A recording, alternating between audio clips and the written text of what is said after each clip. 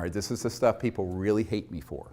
Because I was told that if I expose this, this is where I'd be most at risk. Okay, because now I'm stepping on the toes of the eschatological fantasies of the people who want endless war. Eschatology is the study of how the world's going to end. And at the core of this secret group are folks who want to precipitate an Armageddon-type conflagration that's War of the Worlds. Because they love and they do it because they want people to be united around another common enemy, not just one country or subculture or religion, but the whole planet. Go look at the movie Independence Day. It's a script right out of the CIA. And so the whole point of that is that you have got to prepare people to hate. So, you know, it's not politically correct to hate someone who's African American if you're white, or if a gay person if you're straight, or hate women if you're a male, or a Jewish person. But it's completely okay to hate an entire planetary group of people, whether they're called grays or greens or purples or whatever, because they know that humans have within them this flaw. And it's in the primate monkey mind that is the root of tribalism. And I want to deconstruct this for a moment. We are 98.5% identical to chimpanzees and gorillas. And chimpanzees and gorillas do organize into troops and into warring sects that kill each other. And it is usually based on slight differences of whether territory or appearance. And this can be exploited by demagogues, whether it's religious demagoguery, racial demagoguery, sexism, homophobia. Just pick it. Well, the big one is interspecies. So the next one is, let's get everyone prepared, and we can use these images, just like Hitler used the image of, you know, the blood libels of Germany, you know, portraying Jewish people as grinding up children for matzah meal, and this outrageous stuff that was propaganda. No, this is all true. Go look it up. Unfortunately, most people don't know any history, but you know, if you go look up the history of World War II, there was a foundation built for years for the Third Reich.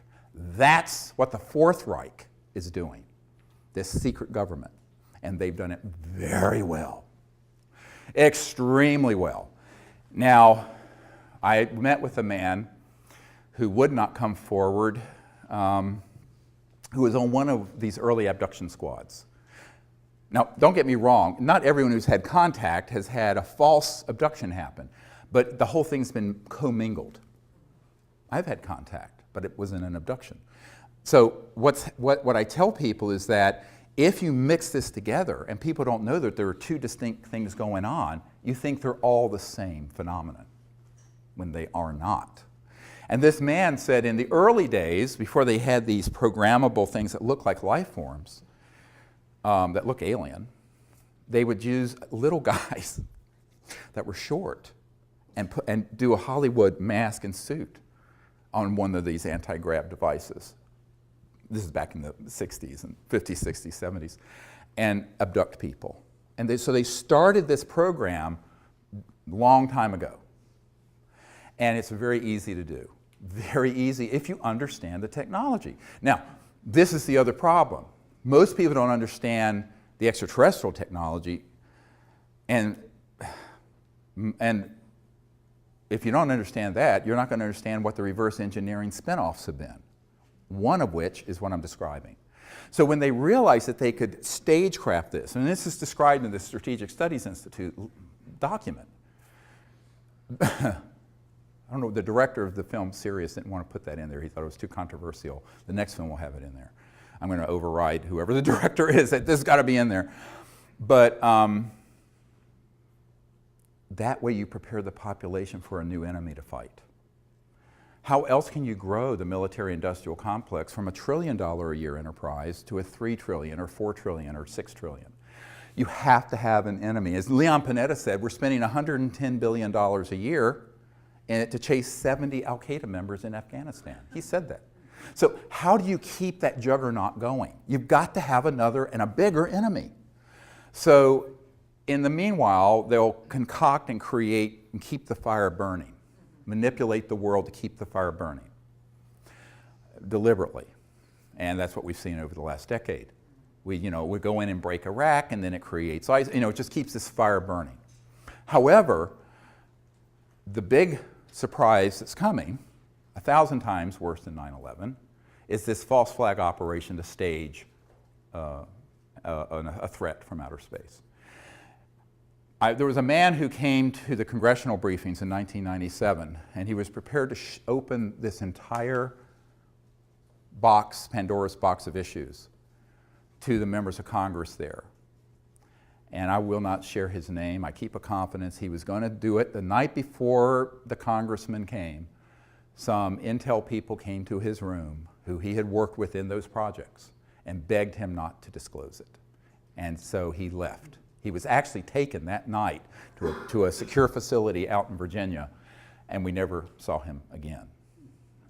He left a note under Sherry Adamak's door explaining what happened.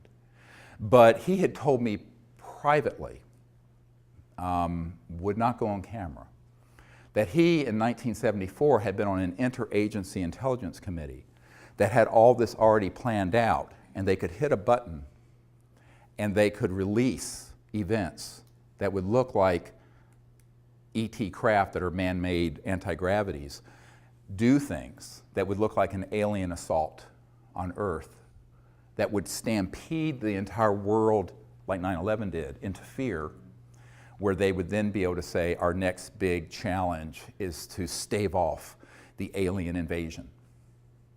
And I said, how ready was he? He says, we could have hit a button and the whole thing would have run, and that was in '74.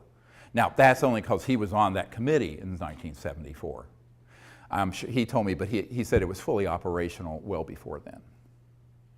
So we're getting into some really deep and dark stuff here. Some people are very disturbed when I share this. I don't think we have to, it's childhood's end today. You have to go into this with eyes wide open. And so one of my real concerns in putting together all the evidence and information I have on this is that then there are other people who are within the UFO subculture who will take the disclosure moniker and fold it into mutilations and abductions and evil aliens and this and that and the other thing. And I warned about this 10 or 15 years ago. And so it has come to pass. And I am very disturbed by it. It's the one thing that makes me want to shut down all my efforts. Because I don't want to hurt human consciousness more than it's already been injured. My whole purpose is to help us get to a point where we become a peaceful planet that becomes interplanetary and interstellar. Not World War III that's interplanetary.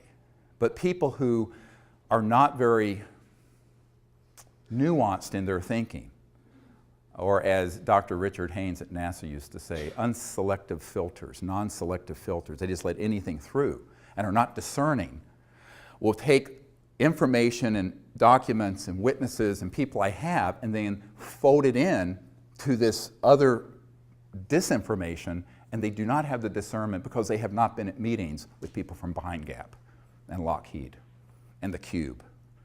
The Cube is the big underground facility that Lockheed Martin Skunk Works runs up in the high desert near Edwards Air Force Base. It's the state of the art where all these things are done. And at Dulce, which does exist. There's a man on my team who worked at Los Alamos National Labs as an engineer, senior guy, who knew a man who got on an underground connector going from Los Alamos to Dulce to work on these projects. Now, if you go to Dulce, there's nothing there because it's accessible only underground. It's accessible from Los Alamos, it's accessible from Nellis, and it's accessible from Edwards, all the way from Edwards, Air Force Base in the high desert of California.